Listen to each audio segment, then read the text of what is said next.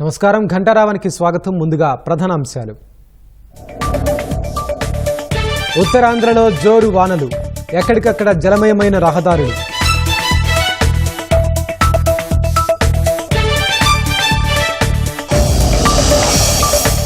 విజయవాడ ముంపు ప్రాంతాల్లో క్రమంగా తగ్గుతోన్న వరద, ముమ్మరంగా కొనసాగుతున్న పారిశుద్ధ్య పనులు.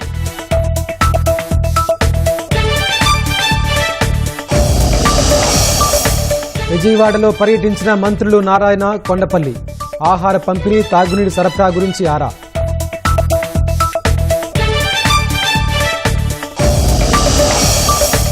హైడ్రా కూల్చివేతలతో వ్యాపారులు ఆవేదన, ఎలాంటి నోటీసులు లేకుండా కూల్చేశారని వెల్లడి.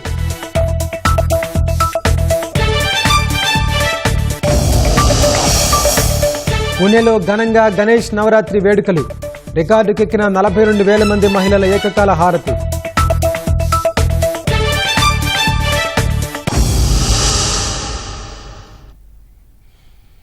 విజయవాడలోని వరద ప్రాంతాల్లో సహాయక చర్యలు ముమ్మరంగా సాగుతున్నాయి. బాధితులకు ప్రభుత్వ యంత్రాంగం ఆహార పదార్థాలు, తాగునీరు, పాలు, బిస్కెట్లు అందజేస్తోంది. వరద ప్రభావం తగ్గిన ప్రాంతాల్లో నిత్యావసర సరుకులు పంపిణీ చేస్తున్నారు. ముంపుకు గురైన ప్రజలకు ప్రభుత్వం అన్ని విధాలుగా అండగా ఉంటుందని విజయవాడ నగరపాలక సంస్థ కమిషనర్ ధ్యాన్ చంద్ర తెలిపారు. సో ఈ రోజు చూస్తే ఆఫ్టర్ 7 to 8 days చూసిన తర్వాత మనకి ఇంకా దాదాపుగా మనకి ఒక 8 to 10 వార్డ్స్ మేజర్గా వాటర్ ఇనండేషన్ అనేది ఒక 1 feet దాకా ఉంది. అందులో ముఖ్యంగా ఈస్ట్ కాన్స్టిట్యువెన్సీలో మాకేం ఎఫెక్ట్ అవ్వలేదు ఎక్కువ. West constituency, central constituency majorly effect అయ్యింది. అజిత్ సింగ్ నగర్ బ్రిడ్జ్ వైపు నుంచి ఇటువైపు, అలాగే నాకు వెస్ట్ కాన్స్టిట్యువెన్సీలో టువర్డ్స్ 44, 43 ఆ వార్డ్స్ కూడా ఎఫెక్ట్ అవ్వడం జరిగింది.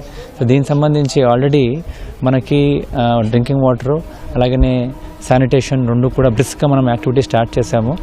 ఈ రోజుకి 149 సచివాలయాల్లో ఆల్రెడీ శానిటేషన్ టీమ్స్ బయట నుంచి ఒక 7,000 మంది డంప్ చేస్తూ బ్రిస్క్గా మనకు కావాల్సిన ఒక 250 వెహికల్స్ పెట్టి మనము శానిటేషన్ యాక్టివిటీ చేస్తున్నాము. 62 సచివాలయాలు ఆల్రెడీ బయటపడినాయి. వాళ్ళని కూడా శానిటేషన్ యాక్టివిటీస్ కంప్లీట్ అయిపోయినాయి. త్వరలోనే ఈరోజు రేపట్లో మనం రిమైనింగ్ యాక్టివిటీస్ కూడా కంప్లీట్ చేయడానికి చర్యలు తీసుకుంటున్నాము. సో డ్రింకింగ్ వాటర్ సప్లై అనేది ప్రాబ్లం లేదు, కానీ మన పైప్ లైన్ అనేది ఇంకా వాటర్ కింద ఉండడం వల్ల కొన్ని కనెక్షన్స్కి మనం ఇంకా వాటర్ సప్లై చేయలేకపోతున్నాము. టోటల్ 1,29,000 కనెక్షన్స్, అందులో 77,000 కనెక్షన్స్ ఎఫెక్ట్ అయితే 12,000 కనెక్షన్స్ తప్ప రిమైనింగ్ కనెక్షన్స్ అన్నింటికీ కూడా వాటర్ అయితే వెళ్తూ ఉంది. కానీ స్కవరింగ్ లేకుండా తాగకూడదు కాబట్టి ఒక హెల్త్ అడ్వైజర్ కూడా ఇవ్వడం జరిగింది. ఇవన్నీ కూడా క్లీనింగ్, వాషింగ్ పర్పస్కి వాడుకోండి, ఎట్టి పరిస్థితుల్లో డ్రింకింగ్ వాటర్ కోసం వాడుకోండి. ఈ గ్యాప్ వల్ల ఎక్కడెక్కడ వాటర్ గ్యాప్ ఉందో ఇవన్నీ కూడా వాటర్ ట్యాంకర్స్ పెట్టి కంటిన్యూస్లీ ఆ వార్డ్స్కి పంపడం జరుగుతుంది. విజయవాడలో వరద ముంపు ప్రాంతాల్లో ప్రభుత్వం సహాయక చర్యలను ముమ్మరం చేసింది. ముంపు ప్రాంతాల్లోని ప్రజలు అనారోగ్యం బారిన పడకుండా 108, 104 సంచార వాహనాల ద్వారా ప్రజలకు చికిత్స అందిస్తున్నారు. వరద ముంపు తగ్గిన ప్రాంతాల్లో వైద్యులు ఇంటింటి సర్వే చేపట్టి ప్రజలకు సేవలు అందిస్తున్నారు. సంచార వాహనాల దగ్గర ప్రాథమిక చికిత్స అందించి అత్యవసరమైతే 108 వాహనాల ద్వారా ప్రభుత్వ ఆసుపత్రికి తరలించే విధంగా అధికారిక యంత్రాంగం చర్యలు చేపట్టింది. ఇచ్చింగ్ లేదంటే దగ్గు జలుబు వస్తున్నారండి. అండ్ బీపీ షుగర్ కూడా తీసుకుంటున్నారు. ఎక్కువ మాత్రం దగ్గు జలుబు లేదంటే కాలు పాసిపోయినాయి అని చెప్పేసి ఎలర్జీస్ అవి వస్తున్నాయి ఎక్కువ. మన దగ్గర ఒక 130, 150 వరకు డ్రగ్స్ ఉన్నాయి, ఆయింట్మెంట్స్ ఉన్నాయి. ఆయింట్మెంట్స్ కూడా ఇస్తున్నాం. తగ్గుతున్నప్పుడు నిజంగా అంటువ్యాధులు వస్తాయి. మనం ఆల్రెడీగా టీమ్ ఏర్పాటు చేశారు. ఒక్కొక్క ఏరియాకి ఒక 5, 6 టీం వేసి హౌస్ టు హౌస్ సర్వే చేపిస్తున్నారు. ప్రతి ఇంటికి వెళ్లి ఏమేమి రోగాలు ఉన్నాయా మీ ఇంట్లో, లేదంటే దగ్గుందా, జలుబుందా, జ్వరం ఉందా అని చెప్పేసి అందరు సర్వే చేసి అంతా కవర్ చేస్తారు. ఫ్లడ్ ఎఫెక్టెడ్ ఏరియాని ఈ 3 రోజుల్లో టీమ్ కృష్ణా జిల్లా నుంచి, గుంటూరు జిల్లా నుంచి అందరి దగ్గర నుంచి టీం తెప్పిస్తున్నారు. వాళ్ళందరూ సర్వే చేసేస్తారు. సో అంటువ్యాధులు ఏమైనా ఉంటే ముందుగానే అరికట్టడానికి, రాకముందే స్ప్రెడ్ అవ్వకుండా అరికట్టడానికి చర్యలు తీసుకున్నారు. బేసిక్ ట్రీట్మెంట్ మనం ఇచ్చేసి 108 దగ్గరే ఉంటుంది, వెంటనే పంపించేస్తున్నాం. వాళ్ళు 32 వెహికల్స్ వరకు ఫ్లడ్ డ్యూటీస్ లో ఉన్నాయండి. 24/7 చేస్తాము. ఫస్ట్ లో అయితే నీళ్లు ఎక్కువగా ఉన్నప్పుడు పడవలో తీసుకురావడం అది కొంచెం ఇబ్బంది అయింది. ఇప్పుడు కొంచెం పర్లేదు, బాగానే ఉందండి.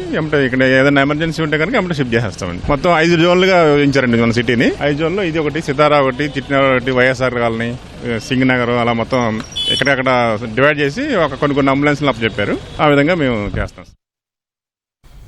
విజయవాడ విద్యాధరపురంలో వరద బాధితులకు పాలు, నీళ్ల బాటిళ్లు పంపిణీ చేస్తున్నారు. స్థానిక వాలంటీర్తో పాటు పంపిణీలో ఎలాంటి అవాంఛనీయ ఘటనలు జరగకుండా పోలీస్ కానిస్టేబుల్ ఏర్పాటు చేశారు. గత 2 రోజులుగా నిత్యావసరాలు, పండ్ల పంపిణీ కొనసాగుతోంది. ఉదయం నుంచి వర్షాలు పడుతున్నా లెక్క చేయకుండా రేషన్ సరుకులు ఇస్తున్నారు. రేషన్ కార్డు లేదా ఆధార్ కార్డును ఆధారంగా చేసుకుని నిత్యావసరాలు పంపిణీ చేస్తున్నారు. 6-7 ఐటమ్స్ దీంట్లో ఉన్నాయి. దాంట్లో 4 ఐటమ్స్ ఉన్నాయి సార్. అవి మొత్తం రేషన్ కార్డు ద్వారా ఇస్తున్నాం సార్. సార్ మనకు అక్కడ కొంచెం అందట్లేదు సార్, సరుకు అనేది కొంచెం అక్కడ డిలే అవుతుంది. దానివల్ల మనకు రోజుకి రెండు ట్రిప్పులు వేస్తున్నాం. 40 కార్డులు ట్రిప్పుకి 2 ట్రిప్పులు 80 కార్డులు కొడుతున్నాం సార్ రోజుకి.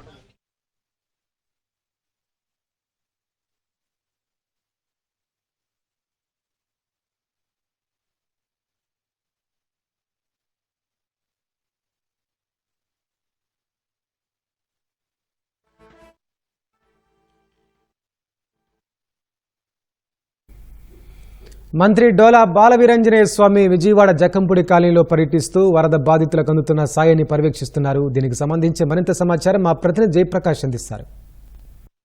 సరే, ఇంకా కొన్ని జక్కంపూడి కాలనీ లాంటి ప్రాంతాల్లో ఇంకా కొంతమేర నీరు ఉన్నాయి. అయితే చాలా రకాలుగా సహాయక చర్యలు చేపడుతూ ఉన్నారు. వీటన్నిటిని మంత్రులు కూడా పర్యవేక్షిస్తున్నారు. మనతో పాటు మంత్రి బాలవీరంజనేయ స్వామి ఉన్నారు. వారిని అడిగి అసలు ఎక్కడ ఏ రకాలుగా ఈ సహాయక చర్యలు చేపడుతూ ఉన్నారు. ముఖ్యంగా ఈ వైఎస్ఆర్ కాలనీలో గత 2 రోజుల నుంచి వరద నీరు తగ్గినా సరే ఇంకా వరద ముంపులోనే ఉంది. ఎటువంటి చర్యలు చేపడుతున్నారో అడిగి తెలుసుకుందాం. చెప్పండి సార్, ఇక్కడ ముంపు ప్రాంతాల్లో ముఖ్యంగా ఈ జక్కంపూడి కాలనీ చాలా ఘోరంగా ఉన్న పరిస్థితి ఉంది. ఇక్కడ సహాయక చర్యలు ఏ విధంగా చేపడుతూ ఉన్నారు? బుడమేరు గండ్లు అరెస్ట్ చేసిన తర్వాత నిన్నటి నుంచి ఇక్కడ 1 అడుగుల వరకు మాత్రం ముంపు వరద నీళ్లు తగ్గిపోవడం జరిగింది. ఇవాళ రేపట్లో దాదాపుగా నీళ్లు పోయేటువంటి పరిస్థితి ఉంది. ఈరోజు సాయంత్రానికి ఎలక్ట్రిసిటీని పునరుద్ధరిస్తున్నాం. దానిలో భాగంగా పబ్లిక్ కూడా అనౌన్స్ చేయబోతుంది. ఇంకా కొద్ది నీళ్లు ఉన్నాయి కాబట్టి జాగ్రత్తలు తీసుకొని ఆపరేట్ చేసుకొని వర్షం ఒకవేళ షాక్ కూడా కట్టకుండా ఉన్నటువంటి ఎంసీపీలు కూడా ఆల్టర్నేట్గా అరేంజ్ చేస్తున్నాం. దాదాపుగా 85% ఆఫ్ ది కాలనీ ఈరోజు పవర్ రిస్టోర్ చేస్తాం. ఆహారం అదేవిధంగా నీళ్లు పాలు అవి రెగ్యులర్గా 3 పూట్ల అందిస్తాం. ఏ ప్రాంతాలైనా కానీ రాలేదన్నా కానీ ఎటువంటి లోటు లేకుండా చేస్తున్నాం. రేపు ఇక్కడ మేము రేషన్ డిస్ట్రిబ్యూషన్ కూడా ప్లాన్ చేస్తూ ఉన్నామండి. ప్రభుత్వం పునరావాస కాలనీలో పోయిన వాళ్ళు కూడా మేము అన్ని సౌకర్యాలు ఏర్పాటు చేస్తున్నాం. మెడికల్ క్యాంప్ కూడా ఏర్పాటు చేసాం. 104 అదేవిధంగా 108 కూడా ఇక్కడ ఈ ప్రాంతాల్లో 3-4 డెలివరీలకు కూడా మనం వచ్చినప్పుడు వాళ్ళని తీసుకెళ్లడం కూడా జరిగింది.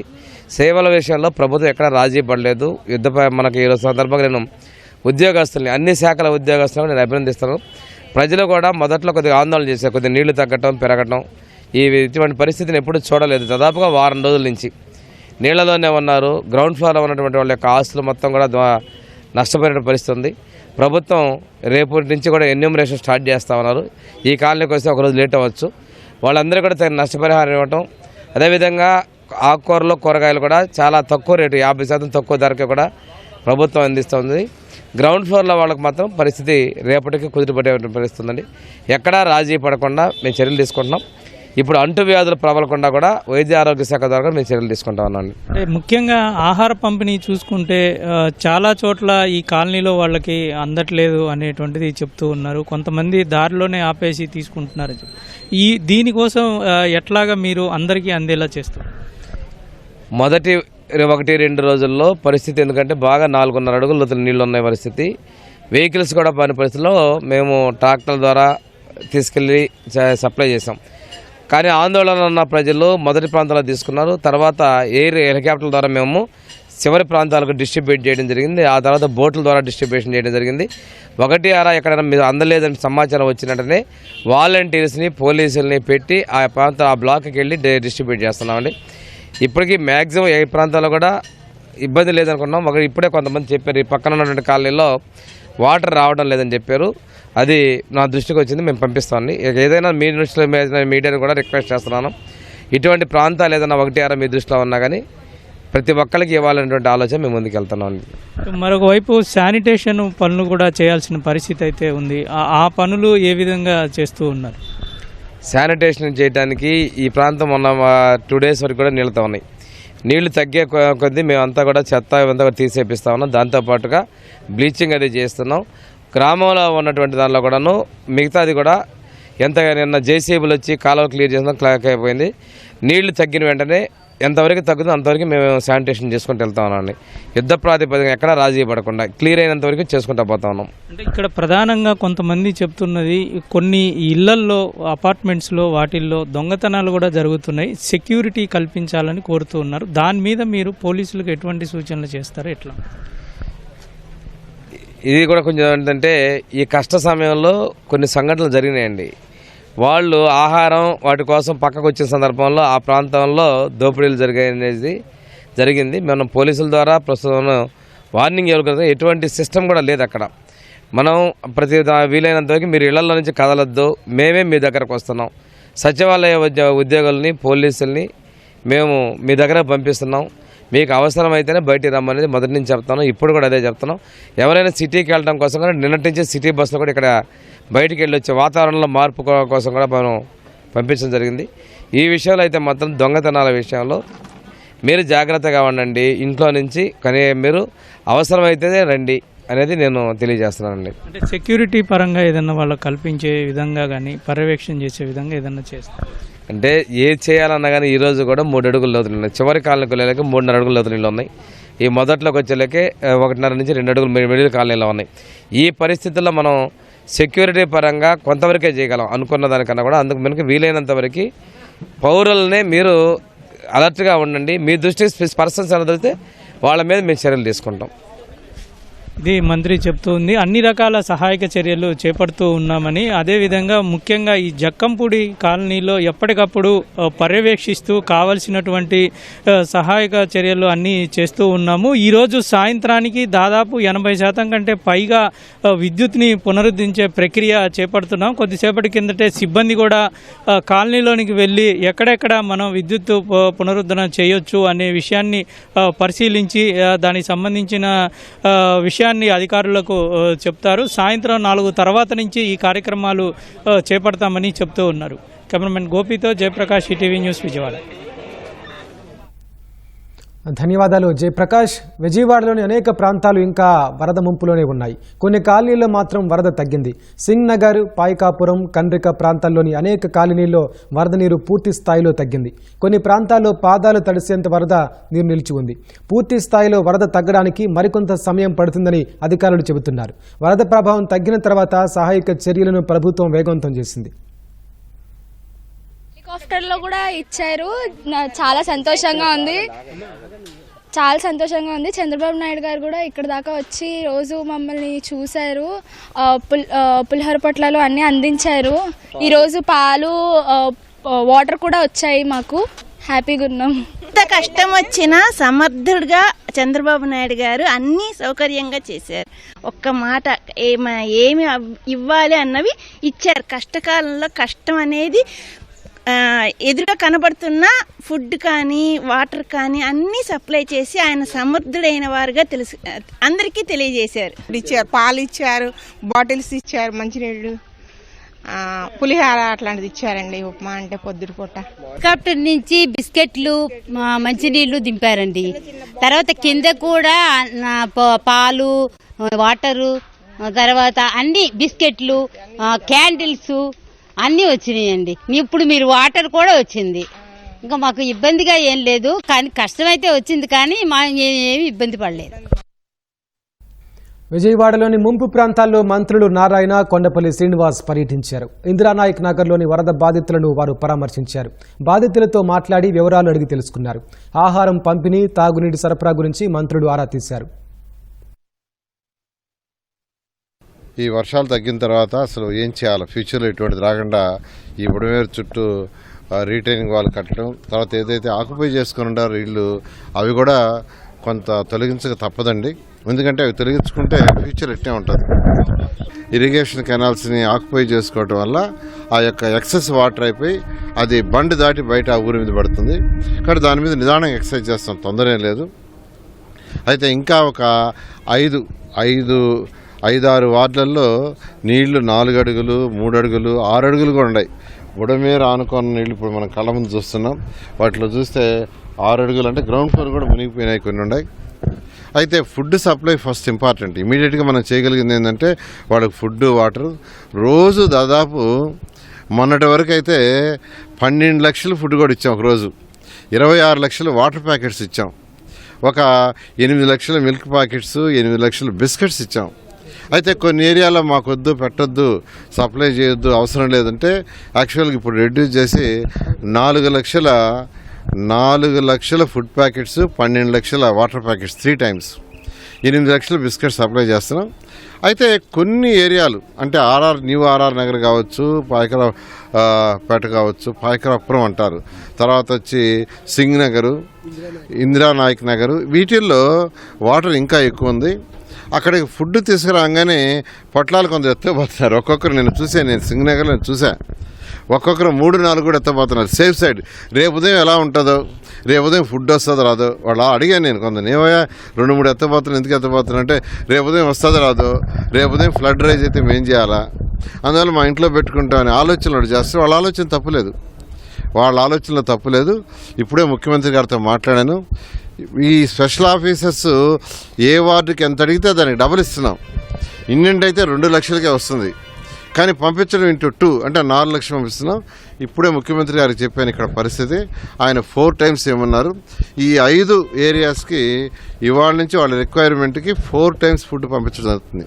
అంటే ఒక ఏరియాలో 10,000 ప్యాకెట్స్ అడిగితే 40,000 ప్యాకెట్స్ని పంపించే విధంగా ఈరోజు ఇన్స్ట్రక్షన్ ఇచ్చాం. ఎందుకంటే నేను రాత్రి వచ్చాను సింగ్ నగర్కి ఫుడ్ సప్లై చేసేటప్పుడు గమనించాను. ఇవాళ ఇక్కడ కూడా వచ్చాను యాక్చువల్గా ఇందిరానాయక్ నగర్కి. నేను వచ్చిన పర్పస్ ఏంటంటే ఎందుకు ఇంత ఫుడ్ సప్లై చేస్తున్నా అంటే అవసరానికి సంబంధించి కంటే డబుల్ ఇస్తున్నా, ఇంకా కొన్ని దగ్గర మాకు ఫుడ్ రాలేదు, వాటర్ రాలేదు, బిస్కెట్స్ రాలేదు అంటున్నారు. దానికి ఏం చేయాలో, ఏంది అసలు కారణం ఏంది, రూట్ కాజ్ ఏంది, కళ్ళతో చూస్తాం, చెవులతో వింటామని రాత్రి అక్కడికి వచ్చాను. యాక్చువల్గా ఇవాళ ఇక్కడికి వచ్చాను. నా అబ్జర్వేషన్లో ఏంటంటే ఒక్కొక్కరు ఎత్తకపోతున్నారు. అడిగితే కూడా సేఫ్ సైడ్ అంటే ఈవినింగ్ వస్తుందో రాదు, రేపు మార్నింగ్ వస్తుంది, కాబట్టి ఆ విధంగా చేస్తాం. అదేవిధంగా వాటర్ కూడా రాత్రి నుంచి ఇప్పటికి ఈ ఇందిరానాయక్ నగర్లో 1.5 feet తగ్గిందన్నారు. ఎందుకంటే పైన బుడమేరు ఎక్కడైతే 3 బీచ్లు పడ్డాయో నిన్న రాత్రి క్లోజ్ చేశారు, నిన్న రాత్రికి వాటిని క్లోజ్ చేసేశారు. అయితే ఈ వర్షం పట్టడం వల్ల యాక్చువల్గా కొద్దిగా వాటర్ ఉంది. ఈ వర్షం అంటూ లేకుండా ఉంటే ఈ ఏరియాలో కూడా రేపు మార్నింగ్ పూర్తిగా వాటర్ పోతుంది. Thank you. పెరిగిన అంటే పైన ఏదైతే తెలంగాణలో ఈ బుడమేరు ఎక్కడైతే వస్తుందో అక్కడ వర్షం వచ్చినా మనకు పెరుగుతుంది. పెరిగిన ఈ యొక్క ఎక్కడైతే బీచ్లు గండ్లు పడ్డాయో గండ్లు పూడ్చేశారు.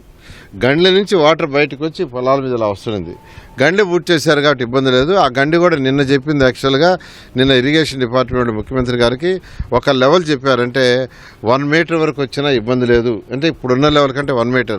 ముఖ్యమంత్రి గారు దాన్ని ఇంకా కూడా రైజ్ చేయమన్నారు. వాళ్ళు ఆ పని మీదే ఉండారు, ఇంకా రైజ్ చేస్తున్నారు. కాబట్టి మనకు నార్మల్ వర్షం వచ్చి నార్మల్గా వస్తే ఎటువంటి ఇబ్బంది ఉండదు.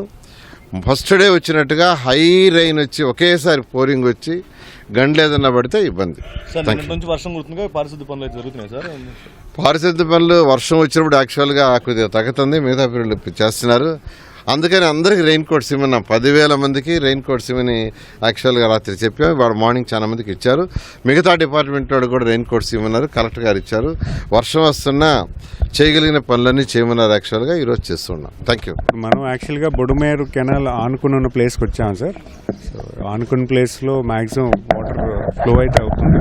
నిన్న ఇక్కడ సేమ్ ప్లేస్లో నియర్లీ 5 to 6 feet ఉంది వాటర్. ఇప్పుడైతే ఆల్మోస్ట్ 1 feet వచ్చేసింది. నాకు తెలిసి ఈవినింగ్ కల్లా వాటర్ మ్యాక్సిమం బ్రేక్ త్రూ అయిపోతుంది. మోస్ట్ ఆఫ్ ది వాటర్ వెంటనే బ్రేక్ త్రూ అవుతుంది. ప్యారలల్గా ఎక్కడైతే వాటర్ లేదో అక్కడ శానిటేషన్ పనులు కూడా చేస్తున్నాము. అండ్ ఫైర్ ఇంజన్తో ఒక్కొక్క వార్డుకి ఒక 2 వార్డుకి 2-3 ఫైర్ ఇంజన్స్ ఇచ్చి అపార్ట్మెంట్స్లో కానీ ఇంట్లో కానీ ఎక్కడైనా మట్టి చేరికపోతే దాన్ని ఫైర్ ఇంజన్స్తో క్లీన్ చేయడం కూడా చేస్తున్నాం. మేమైతే ఒక కాల్ సెంటర్ వ్యవస్థను ఏర్పాటు చేసి క్లెయిమ్స్ ఎవరికైతే ఇన్సూరెన్స్ ఉండి ఇన్సూరెన్స్ కంపెనీతో కొంచెం మాట్లాడి క్లెయిమ్స్ వెంటనే వచ్చే పరిస్థితికి కల్పించడానికి ఒక కాల్ సెంటర్ ఏర్పాటు చేస్తున్నాం. అది రేపటి నుంచి యాక్టివ్లో ఉంటుంది. అట్ ద సేమ్ టైం ఎవరికైతే ఇన్సూరెన్స్ లేదో రేపు ప్రతి ఇంటికి వచ్చి వాళ్ళు అసెస్మెంట్ చేస్తున్నారు ఎంత నష్టపరిహారం జరిగిందని. వచ్చిన దాన్ని బట్టి వాళ్ళకి ఏ రకంగా మనం సపోర్ట్ చేసే విధానాన్ని కూడా మేము కార్యాచరణ చేస్తున్నాం. వాయువ్య బంగాళాఖాతంలో వాయుగుండం ఏర్పడింది. క్రమంగా మరింత వాయువ్య దిశగా వాయుగుండం కదులుతోంది. దీని ప్రభావంతో ఉత్తర కోస్తాంధ్ర జిల్లాలు, ఒడిశా, ఛత్తీస్గఢ్, పశ్చిమ బెంగాల్ తీర ప్రాంతాల్లో మోస్తరు నుంచి భారీ వర్షాలు పడనున్నాయి. రాజస్థాన్లోని బికనీర్ నుంచి ఒడిశాలోని పారాదీప్ మీదుగా పశ్చిమ మధ్య బంగాళాఖాతం వరకు రుతుపవన ద్రోణి ఏర్పడిందని వాతావరణ శాఖ స్పష్టం చేసింది.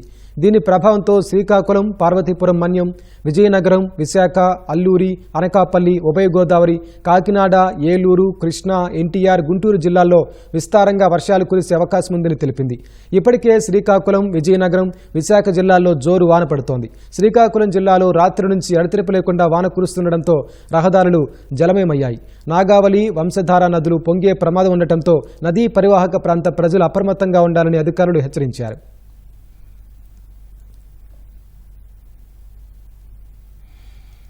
అల్లూరు జిల్లా గత 2 రోజులుగా విస్తారంగా వర్షాలు కురుస్తున్నాయి. భూపతిపాలెం జలాశయం 2 గేట్లెత్తి సేతపల్లి వాగులోకి నీరు విడుదల చేశారు. ఏజెన్సీ ప్రధాన కేంద్రమైన రంపచోడవరంలో వారపు సంత కావడంతో గిరిజనులు అవస్థలు పడుతున్నారు. గంగవరం వద్ద జాతీయ రహదారిపై వరద నీరు చేరి వాహనదారులకు ఇబ్బందికరంగా మారింది. కొండవాగులు పొంగి ఉధృతంగా ప్రవహించడంతో పలు చోట్ల రాకపోకలు నిలిచిపోయాయి.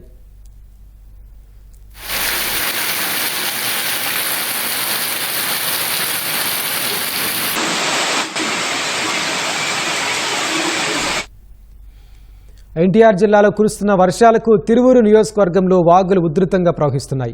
దీనికి తోడు తెలంగాణ నుంచి వరద వచ్చి చేరుతోంది. ఎన్ఎస్పీ తిరువూరు మేజర్ కాలువకు సుగాలి కాలనీ వద్ద గండ్లు పడ్డాయి. సుగాలి కాలనీలో వరద నీరు ఇళ్లలోకి చేరి ప్రజలు అవస్థలు పడుతున్నారు. మరోసారి కట్లేరు, ఎదుల్లా, విప్ల, పడమటి, గుర్రపుకొండ, అలుగు వాగులు ఉధృతంగా ప్రవహిస్తున్నాయి. తిరువూరు మండలంలో పలు వంతెనలపై నుంచి వరద ఉధృతంగా ప్రవహిస్తోంది. రహదారులో జలమయమై రాకపోకలు నిలిచిపోయాయి. విస్తారంగా కురుస్తున్న వర్షాలకు పత్తి, మిర్చి పంటలకు అపార నష్టం వాటిల్లిందని రైతులు ఆవేదన వ్యక్తం చేస్తున్నారు. ఎన్ఎస్పీ తిరువూరు మేజర్ కాలువకు సుగాలి కాలనీ వద్ద గండ్లు పడ్డాయి. తెలంగాణలో కురుస్తున్న భారీ వర్షాలకు ఎన్టీఆర్ జిల్లా నందిగామలోని మున్నేరుకు క్రమంగా వరద పెరుగుతోంది. ఖమ్మం పరిసర ప్రాంతాల్లో వర్షాలు ఎక్కువైతే ఇంకా వరద పెరిగే అవకాశం ఉందని అధికారులు హెచ్చరికలు జారీ చేశారు. పోలంపల్లి జలాశయం వద్ద శనివారం రాత్రి 9 గంటలకు 6046 క్యూసెక్ల వరద వచ్చింది. క్రమంగా పెరుగుతూ ఇవాళ ఉదయం 5 గంటలకు 41,473 క్యూసెక్ల నీరు చేరిందని అధికారులు తెలిపారు. వరద ప్రవాహం పెరుగుతుండటంతో నందిగామ, జగ్గయ్యపేట నియోజకవర్గాల్లోని మున్నేరు పరివాహక ప్రాంతాల్లోని ప్రజలు ఆందోళన చెందుతున్నారు. మున్నేరు వరద ఉధృతంగా ప్రవహిస్తుండటంతో ప్రజలు అప్రమత్తంగా ఉండాలని అధికారులు సూచించారు.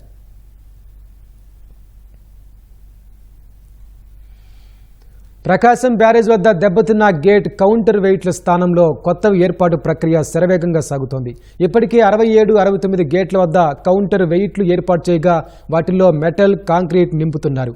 మరో కౌంటర్ వెయిట్ ఏర్పాటు చేయాల్సి ఉంది. మొత్తం ఒక్కో కౌంటర్ వెయిట్లో 17 టన్నుల బరువు వచ్చే వరకు ఈ మెటల్, కాంక్రీట్ నింపనున్నారు. అప్పుడు మాత్రమే గేట్లు తెరిచి మూసేందుకు వీలుంటుందని ఇంజనీరింగ్ అధికారులు తెలిపారు. ఇటీవల వచ్చిన వరద కారణంగా కృష్ణానదిలో బోట్లు కొట్టుకొచ్చి కౌంటర్ వెయిట్లను ఢీకొనడంతో అవి పూర్తిగా దెబ్బతిన్నాయి. జలవనరుల శాఖ సలహాదారుడు కన్నయ్య నాయుడు ఆధ్వర్యంలో ఈ పనులు చేపట్టారు. ప్రకాశం బ్యారేజీ 3 గేట్లు మూసివేసి శరవేగంగా పనులు చేస్తున్నారు.